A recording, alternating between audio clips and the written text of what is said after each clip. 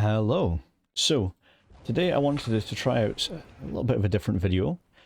The challenge is, can you play Tau with no Tau? So what I mean by that is no Fire Warriors, no Tau Commander, no Stealth Suits, just the auxiliary units. And I've tried this a few times on different maps, and different difficulties, and different starting, and the short answer is, you can't win a game online against a real person with this build, but you can win against AI. So I went out, started with 3 builder units, and then I'm building the Vespids, and I'm building Kroot as well. And I'm thinking, if we can get enough Kroots, we can overwhelm the enemy. And I've tried it against Chaos, got stomped by vehicles, tried it against Necrons, and wasn't really able to gain momentum. And this time we're trying it against Sisters of Battle. So the next thing we're building is Plasma Generator. And Sisters looks like they're setting up a Plasma Generator, Ecclesiarchal Chapel, and the Convent. And we're trying to go in quickly with the Vespids, just to scout it out and maybe get a pick on a unit or two. And with the 2 Kroots that we've built, we're taking over all the control points. And I will admit this is the smallest map in the game, and it's a very, not one-sided map, but it's like a snowball map. Once you get an advantage, you can really push it, and it becomes one-sided very quickly. Now the Vespids are coming in there for an early attack, trying to pick off builder units. They do have a Battle Sister squad to try and rebuff that, but as this is happening, as you can see, we've got Kroots taking over units, and we're just building up those listening posts. These Kroots are idle at the minute because I'm microing the Vespids, but we're going to try and get a pick on the missionaries, and pretty much ignore the Battle Sister squad because it's only 4 units at the moment. It's 2 squads up, that's not good. Are these guys going to jump out soon? Sincerely hope so. We're still trying to cap the map, but it got me thinking about how these games work. Like, how do you win a game of Dawn of War? And apart from the obvious answers, I'd say you either have a bigger army, or you have better economy, or you have better tech. That's 3 main ways to try and win these games. So it's not necessarily about having the fastest or the best tech, it's about making sure you're ahead of the curve against other enemies.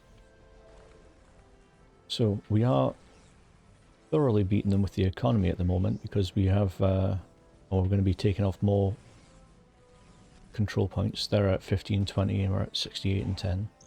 And this build with the Kroots, we're building a 3rd round of Kroot Carnivores. This build is intensive for requisition. Doesn't matter too much about power. You will need it a little bit just to reinforce the Vespids. Maybe upgrade a listening post. So at the moment we have the 3rd squad recruit coming out. One mistake I see people make is that they try and force a capture at the cost of units. So you really need to think about it. If you lose 3 out of 5 units, but you make the capture, are you going to really make that much requisition to justify it? It's a judgment call. So, these 3 Kroots, no cannibalism yet, no chicken nuggets, just starting to get that going. But we're going to be building up the chicken nuggets with one of them, and then with the other 2 we're just going to be auto-reinforcing. And hopefully that melee will be enough to take out a Battle Sister squad. I think the next step would be to build a Kroot Shaping Centre and try and get a Kroot leader. Which we're building path to a 2nd Plasma Generator that would lead to a path to enlightenment. We do have enough power for the path. Maybe the 2nd generator is unnecessary. As you can see, they've got the Celestians out now. Sorry, the Seraphims. But the Kroot have outnumbered the Sisters and taken out the standard infantry units. Canoness is out and Seraphim's out, but we do have this upgrade in the listening post in the middle, So technically it is long range enough to take out some of the units. And it's not a Tau, it's a listener post.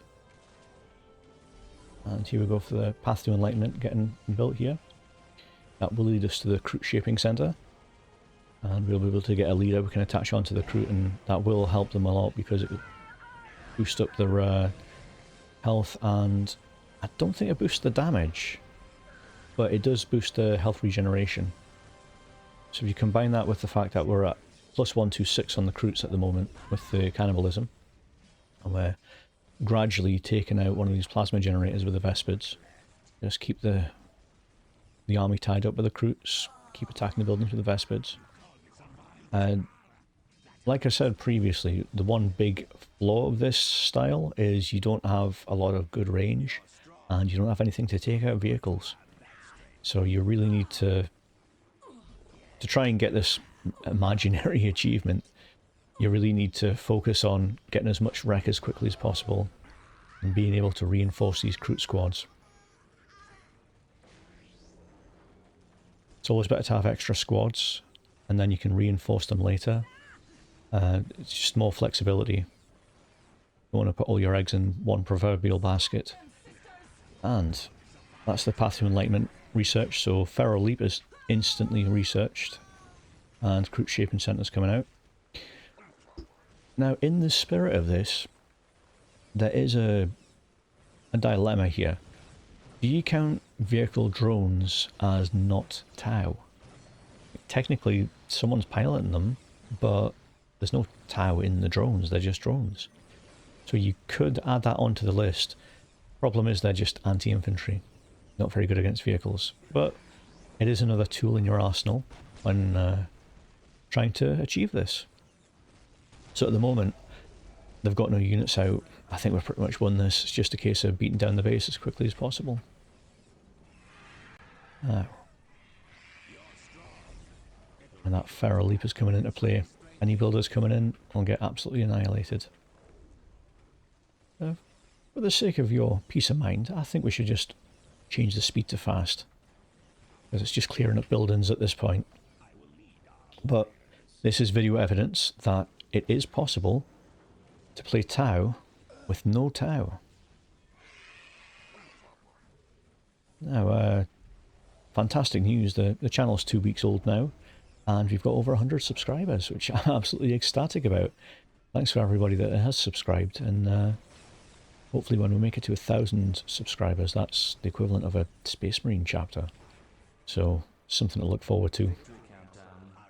As you can see, these guys are, they just outnumber, and even if they're not dealing the best damage as a Crute, standard Crute, it's only 33 to 45 melee damage, but when you get 3 squads of 11, there's not much that can stand up to it. Now we do have the Chaon command post out, and we do have the Crute hand packs coming in here.